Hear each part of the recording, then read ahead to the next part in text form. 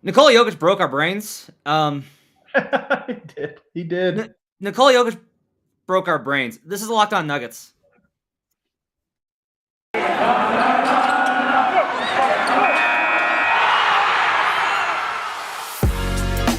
are Locked On Nuggets, your daily Denver Nuggets podcast. Part of the Locked On Podcast Network, your team every day. Welcome to Locked On Jokic. This is Matt Moore. Welcome to Locked On Nuggets, your daily Denver Nuggets podcast, part of the Locked On Network, your team every day. Thanks for joining us and making us part of your week and your day. And thanks for making us your first listen each and every day. We're free and we're available on all platforms. Want to let you know that today's episode is brought to you by BetOnline. BetOnline has you covered this season with more props, odds, and lines than ever before. BetOnline, where the game starts. My name is Matt Moore. I'm the senior NBA writer for the Action Network. His name is Adam Mares, and he's the director of content, for DNVR. DDNVR.com is where you can find his work, as well as the newly launched CHGO. So if you have friends in Chicago, go tell them to check out CHGO as well. Adam, I've been writing about the NBA for 15 years. I've been in NBA arenas consistently since 2010. I am pretty sure that Nikola Jokic had the best regular season performance I've ever seen. Oh, wow. I don't know if I can go that far, but it doesn't matter. I don't want to split hairs and try to say this was better or whatever like that. Let me parse, you bastard. Okay. Well, hey, you can, man. Like, I'm not going to sit here and argue it. That was special. It's like a game I'll just always remember. This is the thing about watching him is every now and then you get something. Like George Karl the other day told me he thinks Jokic will go down to the top 10 player. And like, I think it's possible, but you're kind of like, I don't know, am I being crazy? Games like tonight you watch and you just go, is it possible to be better than what happened tonight? Like, I just don't know if it's possible for anyone to be better. He reached the ceiling of basketball. Yeah. And like, I mean, that is like, I think this is the best one I've ever seen in person. I think. Right. Oh yeah, you were at the arena. Yeah, it was remarkable. I get killed for the Nuggets or Cook tweets. I even sent out like a modified version of it tonight, and it still wound up. Oh no! You know exactly what you were doing. You had like 4 or 5 of them. You always assert that I know what I'm doing. I know very little. Well, first of all, I'm saying I appreciate it. It was the perfect reverse jinx. It was the like bury them, they're dead. Regardless, one of the reasons I do it is because there are so many moments in sports that just like, especially in the NBA, it doesn't have as much unpredictability. It really doesn't. Like, true. Win probabilities do tend to work out over the long haul. There are always exceptions and there's always crazy things that happens. That's sports, but it's just not. But when you're in the building for something where win probability shifts because one individual decides to take the game on his shoulders and make every single play, like, he scored 30. He scored 30 in fourth quarter in overtime. And I was like, oh my God, he scored 30 points in 17 minutes. And Ryan Blackburn just like leaned over and was like, he actually came in at 10:02. He scored 30 points in 15 minutes. You're making me jealous. I was so happy. Like, tonight has been such a great night. And then you're making me realize, like, that thing you're talking about, it was me, Dev, and Kale tonight, right? Like, it was fun. And the bar had some people and it had some energy. For sure. But you're right. When you're in an arena full of fans, like everybody in the building, like there is this like spiritual thing. And look, I will tell you this too. The Nuggets fans did not give up. Shouts. They did not. I thought there would be departures for the exits, especially when they were down, I think 11. They were down 10 with 3:59 remaining. And they hung in. There was a group of dudes wearing blue and yellow wigs in front of us. Dope. And they were going wild. And they were just like, we're going to do it. We're going to do it. We're going to do it. And I was like, yeah, okay, whatever. Look at the score and the time. And then just play after play after play after play after play after play after play. And like, there's a lot of things that went into this. And like, I can take a step back and I can tell you, like, if I do a radio call tomorrow, right? And they asked me, like, what do you think led to this? I can look at some factors and I can say, look, Jokic for once in his life, and I really do think this is part of it, he complained enough to get the whistle that he wanted. And he got a good whistle, even though everyone lost their minds on all the calls for a good reason. There was a lot of weird ones, but he got the whistle. So JV files out. So then poor Billy Hernangomez is put in the game. He was barbecue chicken, man. Yeah, and that led to part of it. But there's just this part of it where, and I asked Jokic after the game, because this is what I want to know. I was like, you're down 10 with 3:59. At what point do you kind of get the sense that you can win this game? And he said, I said, or do you just want to approach it every single possession the same? He's like, I want to approach every single possession the same. I want to go into every single possession like we can win. He's like, there's exceptions if you're down 20, because I mentioned, I was like, you've been in a lot of these now. Like, you have a lot of NBA games under your belt. Yeah. And he said, I think the basketball gods want you to trust your team and in yourself. What? Yes. I mean, come on, man. Is there first of all, I just love the basketball gods. I feel like there is something to understanding the world through that way of talking about the mythology. So I kind of like it. And so him invoking it, but also invoking it in the perfect way, because this could be an annoying thing to say, but I think it's honestly true. Jokic really does do a lot of things the quote unquote right way. And one of those things is he does just approach the game with a respect for the game, not ducking and sitting out games and all this other stuff. He really does approach it that way. So I love when he invokes this idea of he just feels good. He feels the basketball gods shine on him when you do things the right way. And I think there's something to that. And Mike Singer asked Malone how Joker was in the locker room, and he was like, he was calm.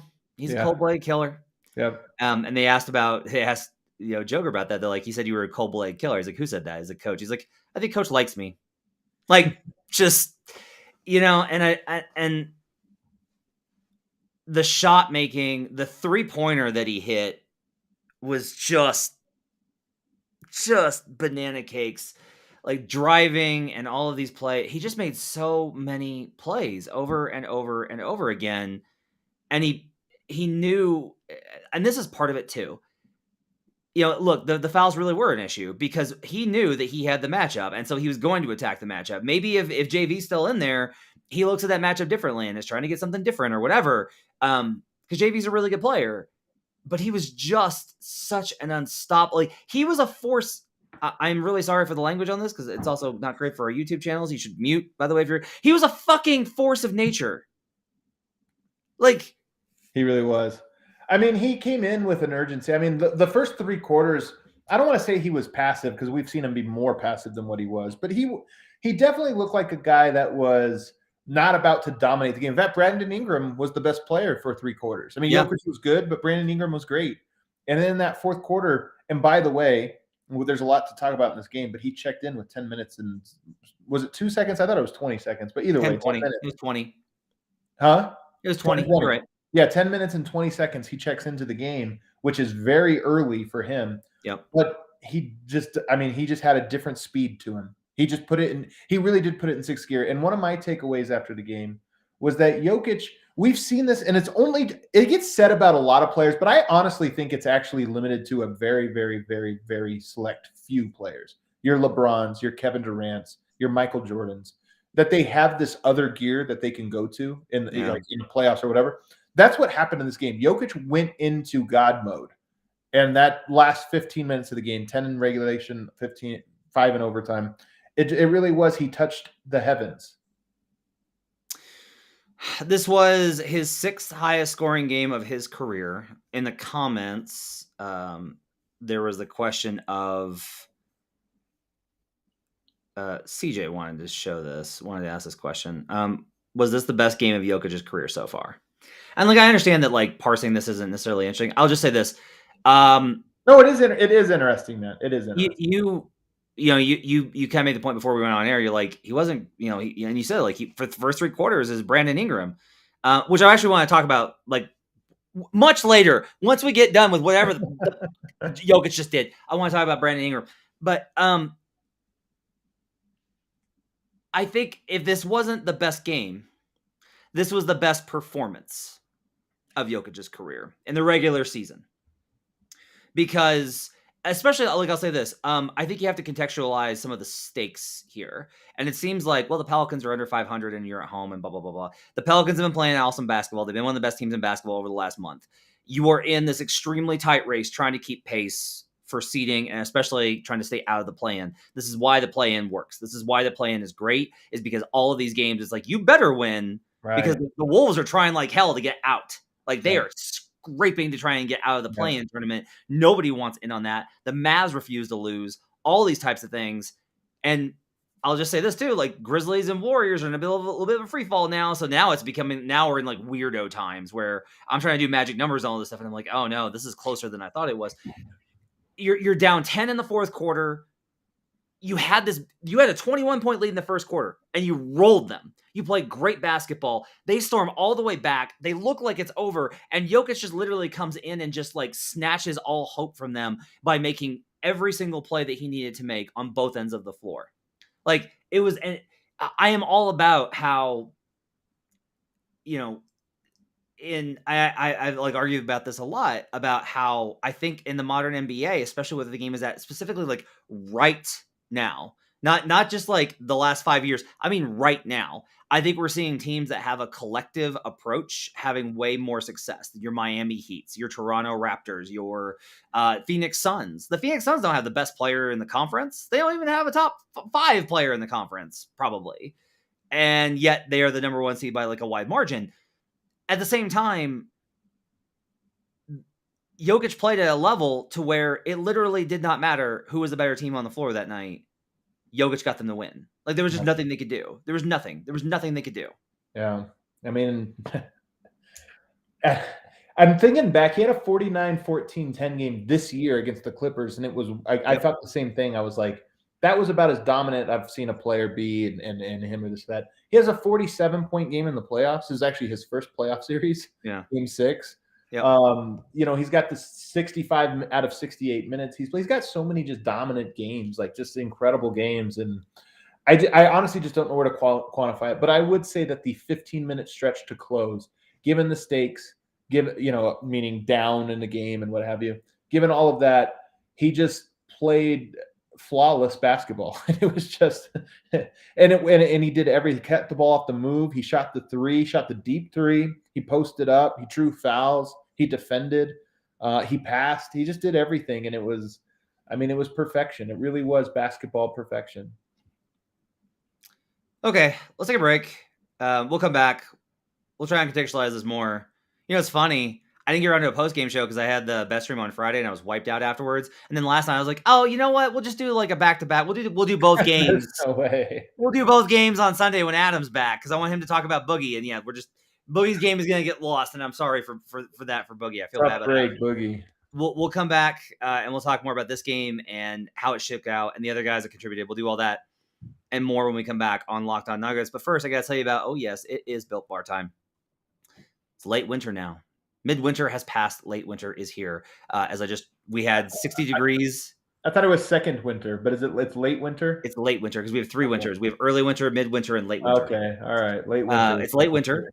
And late winter is when we get fake spring, as we had last week when it was 60 and people were outside and they were jogging and enjoying the outdoors. And now it's, back to snowing. I drove in there's a terrible, terrible accident on I-25 today. It was really bad, but it's going to get warmer. And as it gets warmer, you're going to want to go outside and you're going to want to keep up your energy so you can go outside and enjoy it. And the best way to do that is with Built Bar, including the puffs. What's better than a protein-infused marshmallow, I ask you?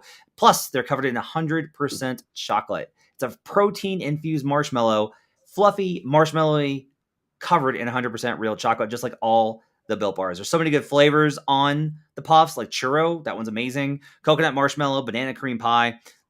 All of the Built Bars are low calorie, high protein, and most of them have got only 130 calories, just 4 grams of sugar, and just 4 net carbs, along with 17 grams of protein. Just go to built.com and check out the macros chart, and you'll find out all about it. You got mint brownie, coconut almond, my new favorite, white chocolate cookies and cream. They're all delicious, and new flavors are coming in all the time. Make sure to check them out at built.com. We'll be right back on Locked On Nuggets. Back here on Locked On Nuggets, thanks for making us your first listen each and every day. We are free and we're available on all platforms, including YouTube, which is where you should subscribe to us to join the party every single night as we come to you on Sunday night after Nikola Jokic broke our brains. Want to let you know, you should check out the Locked On Now podcast, nightly recaps of every NBA game with analysis from our local experts. It's free and available wherever you get podcasts. You can check me out on that episode as well with Jackson Gatlin. You can check that out right now over on the Locked On NBA feed. Okay, so we're back here. We're talking about this game. Do we need to do more on Jokic, or do we feel like we've covered? I got something. Okay, I'm just curious what you think. Michael Malone got thrown out tonight, and I thought it was I think Michael Malone lost his cool tonight. Like, I think it was a bad throw out. Usually, I think his are calculated. This is one I think he just lost his mind, and it was at a moment when the team needed him to be calm. Like, Boogie had gotten texts, Aaron Gordon had got texts. Like, they needed a little bit of stability. And by the way, it was like a 9-0 run because of all the texts that were happening in that moment. It really changed the game. But David Adelman takes over, and he pulls, Jokic comes out of the game a little bit earlier than usual, but he goes back into the game with 10 minutes and 20 seconds, which has almost never happened. Almost never happened. Now, I think Michael Malone likes to play Jokic the whole third and then sit him into the fourth and then close.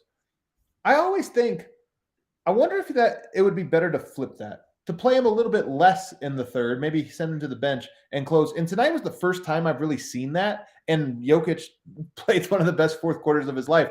Players like rhythm, and I understand wanting to conserve energy, but the fourth quarter is the easiest quarter to play in terms of stoppage time. Like, there's just a lot of whistles. There's a lot of timeouts. I kind of like that, and I think the Nuggets should maybe try that out because Jokic really got a rhythm in that fourth quarter playing tonight, and I think it might be a thing that happens more often than people would realize. Yeah, so I noticed that I have to check with Blackburn, who is the master of the rotations.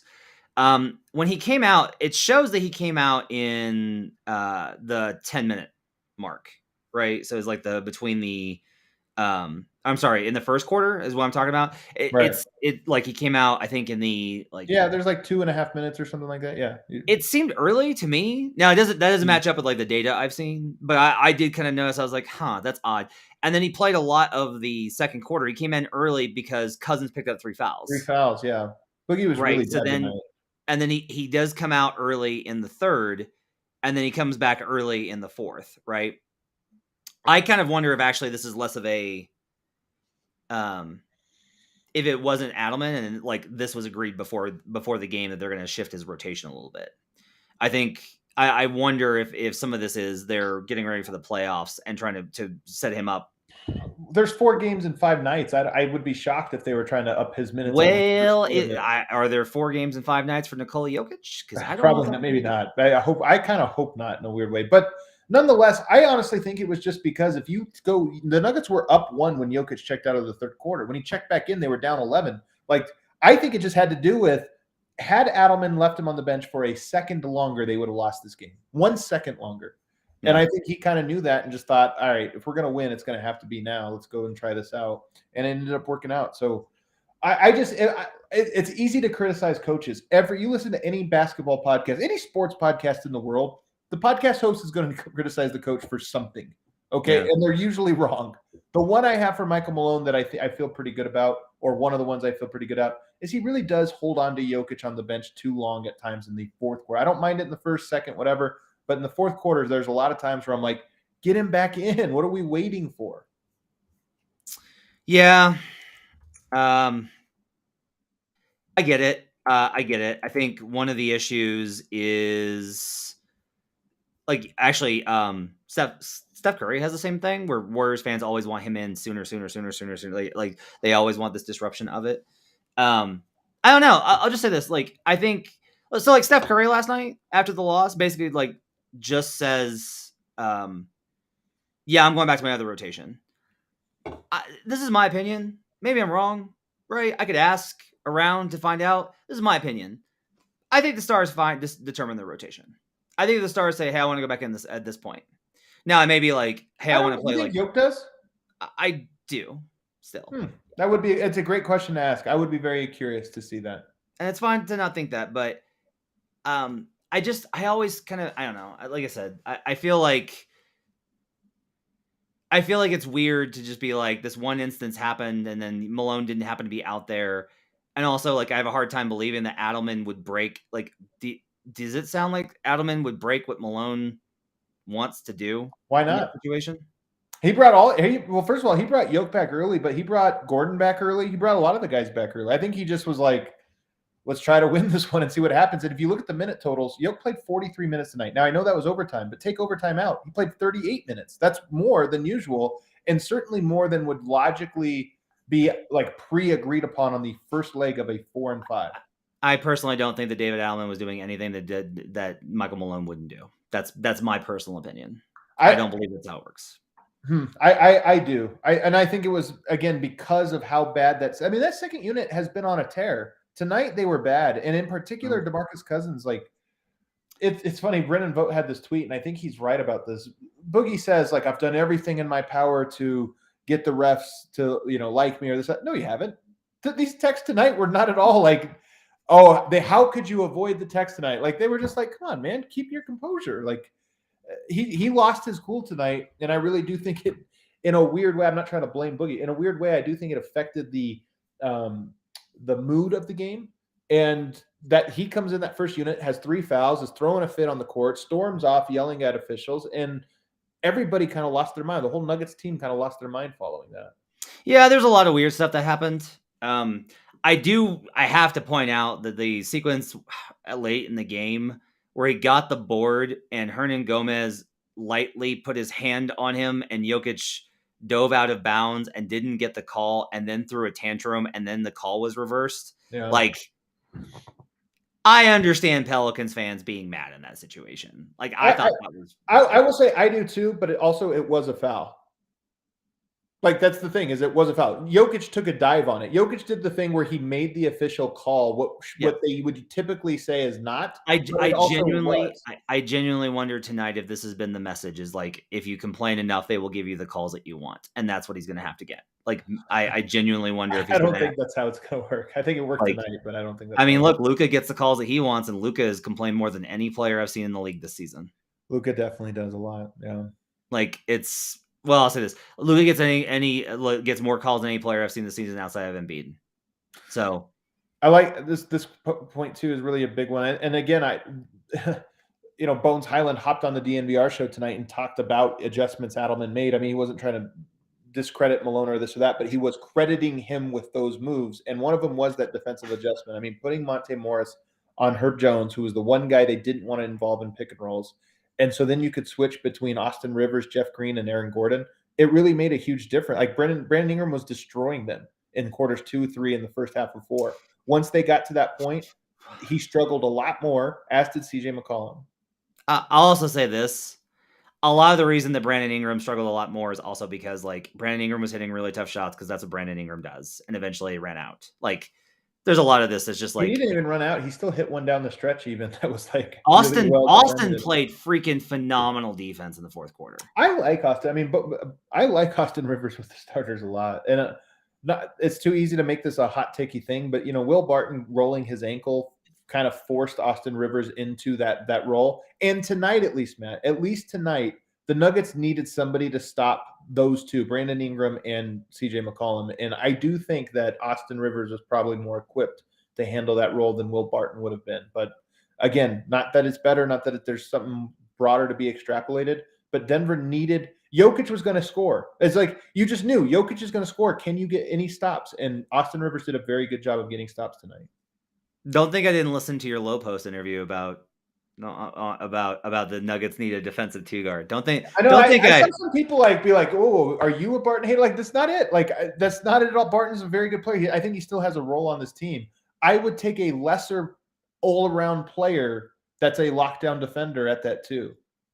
I mean, that's just a take a have. And then Barton still has a huge role. Which is interesting because, like, I've got you on that side, and then I've got Ryan on the other, who's basically just like, they are not a good shooting team. It's all fake. They are a bad shooting team. They need more shooters. They do not have enough shooting. Yeah, but of course, my comment on the Low Post implied or was going on the assumption that they have Michael Porter and Jamal Murray. So, like, those two make up for the shoot.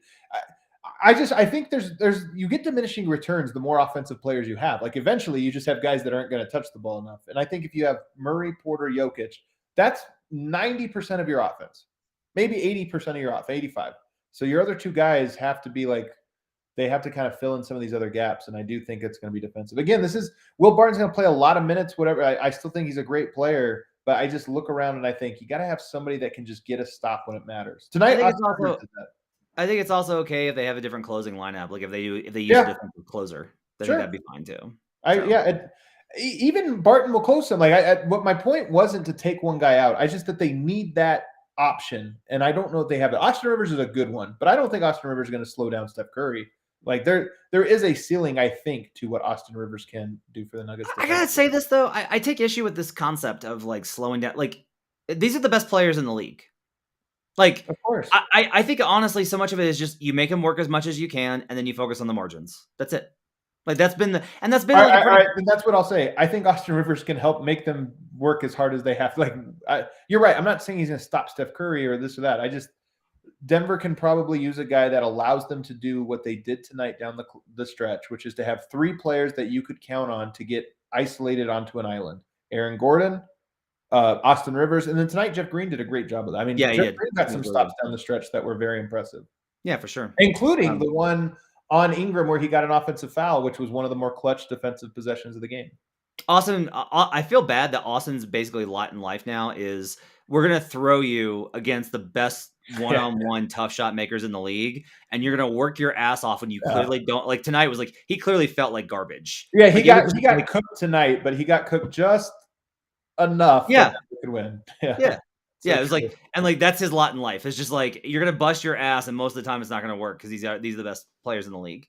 All right, we're gonna come back. We'll take a break. We'll come back and we'll talk about more from this game. The unsung hero, Aaron Gordon, who was great in this game. We'll talk about more of that. We'll talk about how Adam wants to trade Will Barton and fire Michael Malone to hire David Adelman. We'll do all that and more when we come back on Locked On Nuggets. But first, I want to tell you about BetOnline. You know, football's over, sadly, but basketball's in full steam for both pro and college hoops. It's tournament time.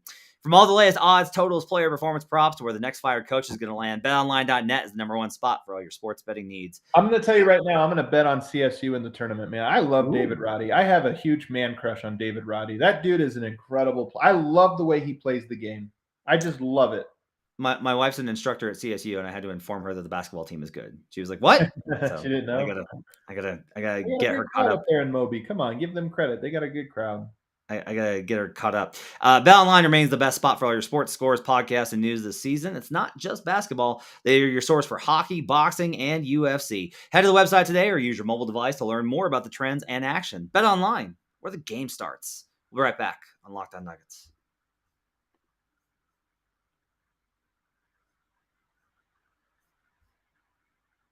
Back here on Locked On Nuggets, thanks for making us part of your day and making us your first listen each and every day. Want to make sure that you're checking out the Locked On NBA podcast. Tomorrow, on Tuesday, you'll be able to listen to me breaking down the Monday games with David Ramil, including a breakdown of Warriors versus Nuggets, although it's going to be like semi-Warriors versus kind of Nuggets, I think is probably how that one's going to go.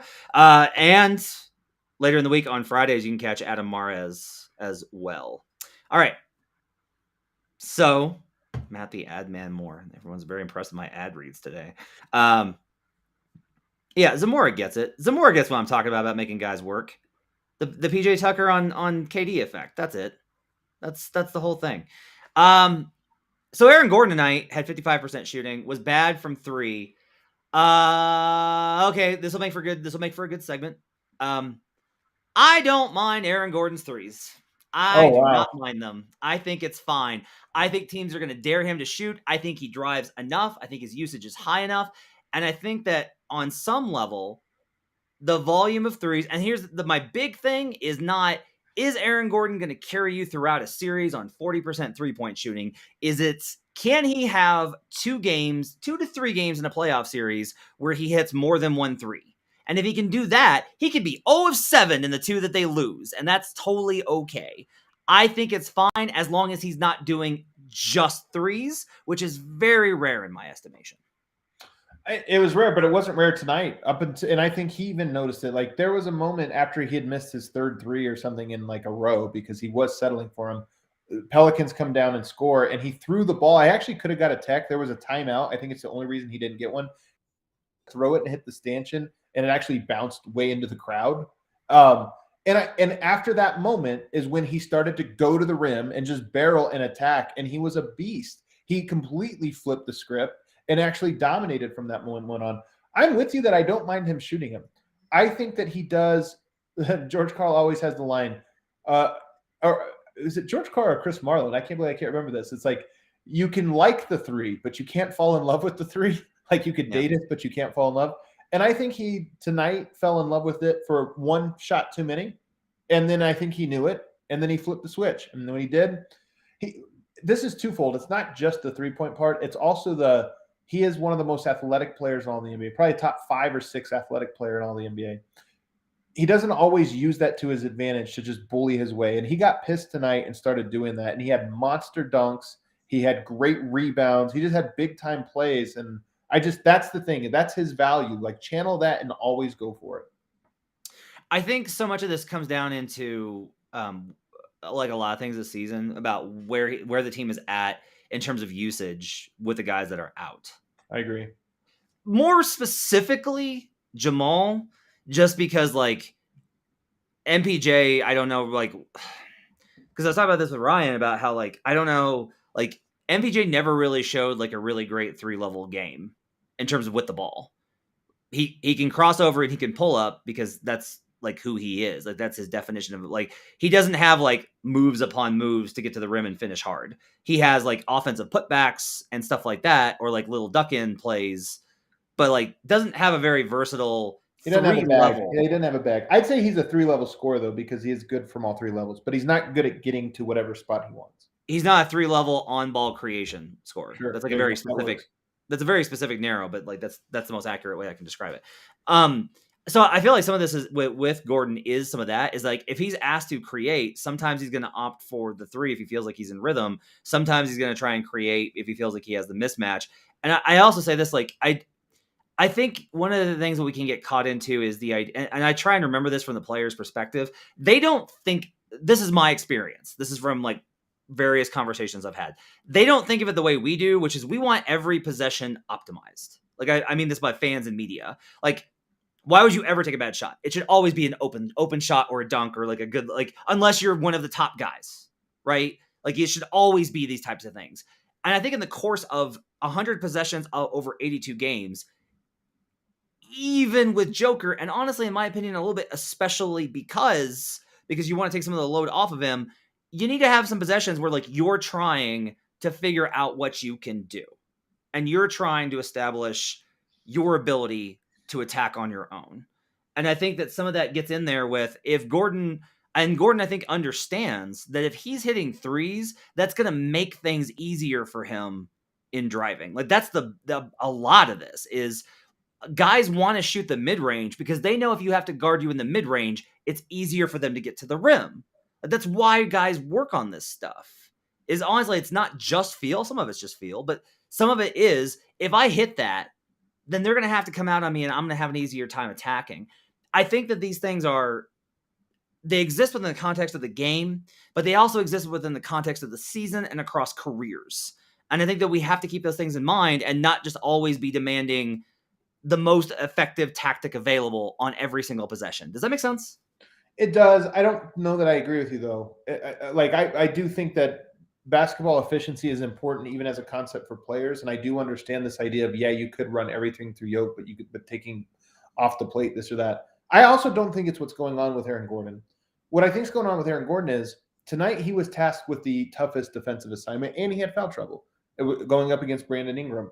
He's also tasked with this idea of being a secondary playmaker, and he's not really cut out for that. Like, it is really exhausting to cut. It's really exhausting to offensive rebound. It's really exhausting to drive to the basket and finish through traffic. Like those are some of the most exhausting. It's really tiring to defend. Those are some of the most exhausting things. And I think when you are tasked with those things you do just settle for certain, like, I'm going to settle for a shot on this one because, hey, I have to save my energy for that final turbo at the very end. And tonight he actually did that because his turbo button, when he pressed it, he was really, really great. And he probably couldn't have done that for 48 minutes. One, he would have fouled out. Two, he would have just been too tired. So to me, it's more of that. When he gets to settle back into the role where his offense is not nearly, and his offensive creation in particular is not nearly as important, I think we'll get a little bit more of an aggressive going to the basket Aaron Gordon. It's interesting to look at. I want to look this up real quick about because what everyone has kind of said, this is echoed in the comments in the comment section as well in the chat, was that they like the spot up threes and they don't like his off the dribble stuff. And I'm curious if that actually works out to be a higher percentage or not. My thing with Gordon is always like, I looked this up before. It's like ridiculous. Yeah. So catch and shoot, he is 20th percentile. And off the dribble, he is 57th percentile. But even being 57th percentile off the dribble is still a lower percentage. And look at that. This is synergy. I'll have to do the second spectrum. Look at it. He's 39% on jump shots off the dribble. Some of those include the twos, right? Those are twos. Not all twos. It's all shots. And then 20. I can look up later. He's 28% on catch and shoot. So he actually is shooting better off the dribble. But again, some of those are twos. I just looked this up because I'm doing something on Aaron Gordon and Jokic. And I just looked it up, and the numbers were stark in the other direction from three. I think is 5 a lot? Like, I know that's never going to be like a number. Is there a number where it's probably going to feel like too much? Threes? Yeah. I think it's a mindset more than anything. Like, he's just so athletic, he could punish guys. He's so strong, he could punish guys. Tonight, he had matchups that I thought he could be able to punish guys, and he did. Like I said, once that switch flipped, he dominated. He had a great stretch. Jokic got all the highlights, but he had a great stretch there over the last 23 minutes or so. Thought it was odd the bench struggled tonight. Wasn't really expecting that. Really, I wasn't expecting it at all. I would have guessed that was a very favorable matchup for DeMarcus Cousins in the second unit. Bones was making his shots. Like, there were diming and throwing some ridiculous passes. So for everybody else to kind of struggle tonight was a little weird. Yeah. And it really was. And JaMychal Green was great tonight. We actually had Bones and JaMychal Green, but it really was DeMarcus Cousins was really bad and really frustrated all night, and that was a big surprise. JaMychal Green, by the way, really playing well, man. He's 8 rebounds in 19 minutes tonight, 10 and 8, and this is he's played well in 10 of the last 12 games or so. I mean, he's been very good. I know that Austin was out there with Joker, but I do just love the fact that Austin played 11 minutes and 47 minutes. Sick again. He had 1 rebound, 1 assist, 1 foul, 1 block, +6. That's so just did very little, but helped him get the win. I did like Aaron Gordon's game. His job was on the other end of the court, and he did it very well. So Gordon in the second half, by the way, he did get 15 free throws, and I thought that was notable that Gordon was able to get to the line. Going to the rim. Yeah, I gotta ask you, I'm a little surprised Joker didn't get teed. So, much of the third and fourth quarter, there were his reactions were, there was one period where I think he actually slammed the ball down twice, and Bryn got tagged for a tee on one of them, and then Joker did it twice and didn't get a tee for it. I'm not that surprised, but I saw a lot of people on the timeline were, so maybe. I mean, Denver had 5 or 6 texts tonight? Yeah, it was wild. I do, but that is kind of my question. Is I do kind of wonder, is that the next evolution for him? Is he's just going to have to become a complainer in order to get the calls that he wants? I mean, Jokic whines a lot. He works I don't even want to say he works. The funny thing is there's a difference between complaining to officials and working the officials. Jokic complains to the officials a lot. I think he needs to learn to work the officials, which is a different thing. But tonight, for whatever reason, he didn't get that. But you know what? I honestly think if you're an official and you're watching Jokic do some of the things he did tonight, you're probably not intimidated, because I don't know if these guys get intimidated, but you're probably a little bit just this guy's doing something. I can't disrupt it. It's going to have to take a lot for me to disrupt whatever the hell's going on tonight. What else you got? You got anything else from this one? Do I have anything else? I don't think I do. I mean, Jeff Green, we mentioned these things, but I just kind of want to hammer them home because they were really important. Monte Morris hit a clutch 3 again. How many times has he hit a clutch 3 over the last 2 weeks? Jeff Green's defense and his versatility defensively just was such a big impact tonight. And obviously with Michael Porter on the horizon, can you is this a game? They probably aren't down as bad as they are because they started going cold, and Michael Porter just doesn't go cold very often. So maybe it all balances out in that way. But Jeff Green's defense tonight was very important to what they did. And then JaMychal Green, like I mentioned before, he just was so good tonight. And they can get lost in the translation, the shuffle of Jokic being an historical all-time player, having an all-time game. But those guys also did some things that were interesting. Yeah, this has been kind of the ongoing conversation is how much of this is just Joker and a bunch of I've pushed back on this and I'll continue to push back on it. I think the Nuggets are a pretty good team. I think Joker obviously raises them above their station to an insane degree.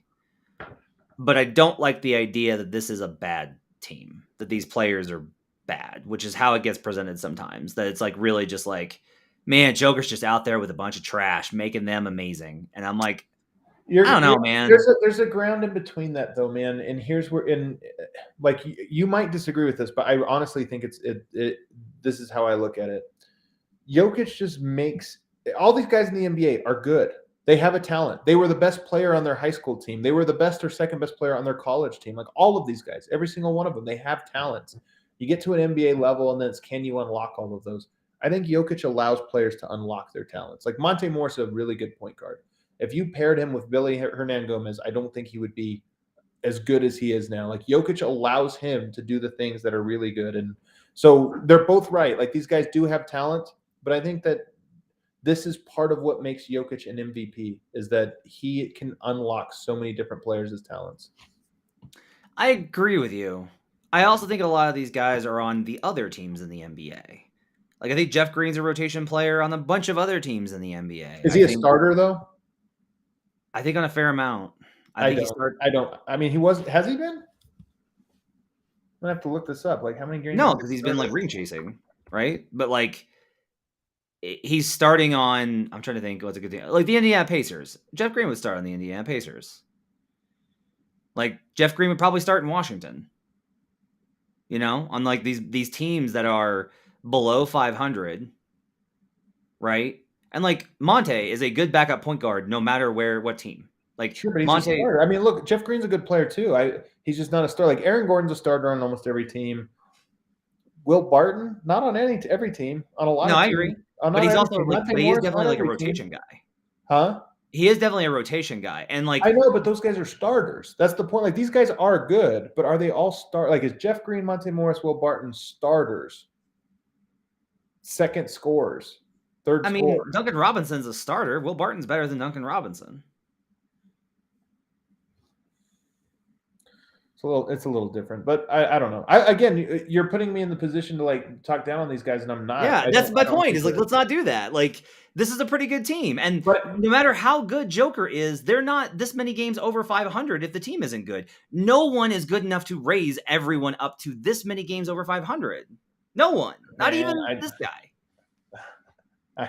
I don't know. Let's put it this way: if Jokic, hold on. Here's a better way of looking at it. Here's a better way of looking 500. What's that? If you put Joker on Houston, are they above 500?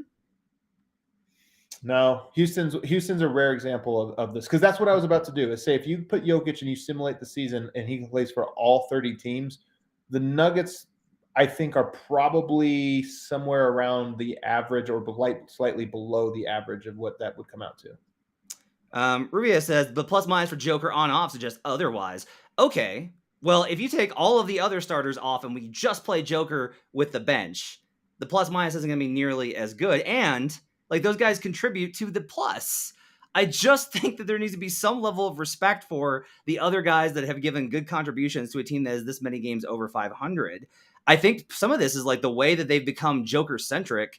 It accentuates how awesome and amazing and incredible he shapes the game. And I've talked about that. I'm not downplaying Joker at all. It's that you don't have to get so wrapped up in that you lose sight of the fact that a lot of these guys, like as somebody that like has spent the last 2 days, I'm watching nothing but jaw clips. So I've seen a lot of like other defenders trying to stop the Memphis Grizzlies, and like I'm watching like a bunch of Sixers clips. So I'm seeing like a bunch of different offenses, and like the Nuggets have pretty good players. Like that's the whole thing. I don't think they have a great roster. I don't know how many great rosters there are.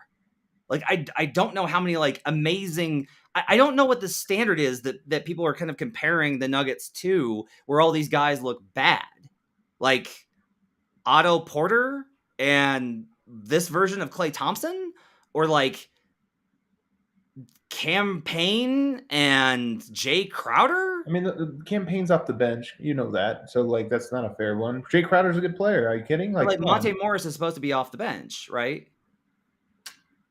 Wait, what? No, I get what you're saying, because you're just like the starters. I understand that that's the comparison. But my whole point is that like Monte Morris is a good enough player to be a contributor on any team in the league. He's really good, man.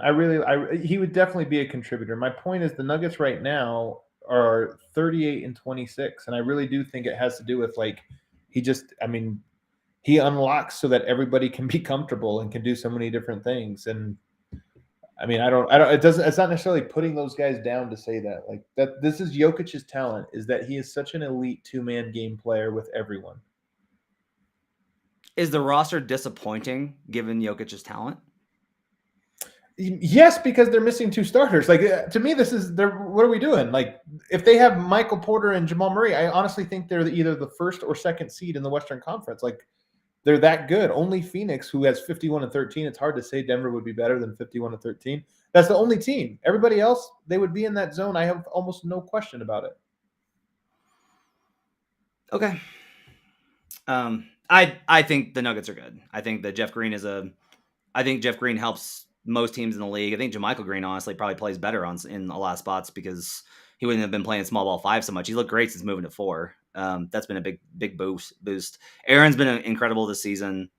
Will's been up and down for sure. Will's had like lots of bad moments. He's had lots of really big moments. We've talked about that. I think Monte's been really good. I think Austin's been really good. I think Bones has been really good. It's hard to find guys this season that I've been like, they have had an objectively bad season. Like JaMychal Green's had a bad season, but it's been really good over the last month or so. So that's something. I don't know. I think I think it's important for one person not to get all of the credit all of the time, no matter how good he is. I don't think he does, but okay. I mean, I think part of this is you built up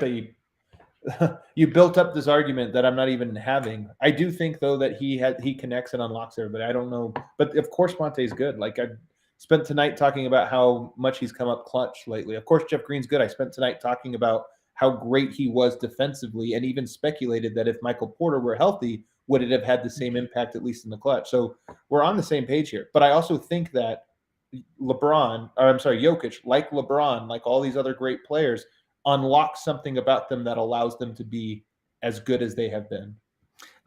Do you think that they could be unlocked on other teams? With like Luka or LeBron or Giannis? Yes. With like Bradley Beal? No. Yeah, that makes sense. I mean, that's fair. I guess like I've gotten the impression this year at times from many people in the Nuggets sphere that they don't think that the team is very good. And it's just basically, man, Jokic is dragging some trash through. And like, that's where I start. And I'm not saying that's your position. You're saying that that's not, but that's like the feeling I've gotten. It's like, is that sense? And I've tried to push back on that because I don't think it fairly gives credit to what those other guys have accomplished. Here's another thing, and it doesn't mean value in a vacuum or any of this, or like it's going to sound incendiary. With Joel Embiid, I don't think so either. That's part of it. Like what Jokic does specifically does so much to allow other players to be in their zones in a way that I don't think Embiid does that. But the Lukas, the Giannis's, the LeBrons, those guys, even Giannis maybe a little bit less. I mean, he's obviously great, but doesn't necessarily unlock in the way that like a Jokic, a Luka, a LeBron does. Yeah, we talked about this. Like they shape the game, right? Like they control over the game. I think it's probably like Malone was cryptic tonight. It seems like it's pretty possible that they won't play everybody tomorrow.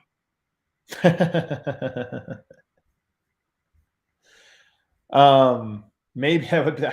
Tomorrow's gonna be. It's so dumb, Matt. They postponed this game. It was the same as the Brooklyn game. They postponed the Brooklyn game. Like, hey, nobody's healthy. We gotta give everybody a chance. And then Brooklyn sat everybody in the remakes. The Warriors aren't even. The Warriors are like protesting this game, not sending guys. Like that's right. That's not a. Oh, we're just banged up. That's like we're trying to put a middle finger up. So I don't know. Tomorrow night, I'm a trap game for sure because who knows what the heck's gonna happen. Denver just played 43 minutes. Now they have to go up against a bunch of G Leaguers. And they lost to the Thunder like 4 days ago in a really bizarre game. And then they beat the Rockets without Nikola Jokic. Don't know how that happened. We need a bounce back Boogie game though, man. Boogie, I got to say, man, the one thing I'm worried about with him is just his attitude. And I know it can be a tired thing. He's been pretty good. I mean, he's been dominant as a player lately. But tonight, he got in his own head for some reason. It was just he was kind of annoying tonight. Like, Boogie was kind of annoying tonight. If there's one player I'm really disappointed in, it was him tonight.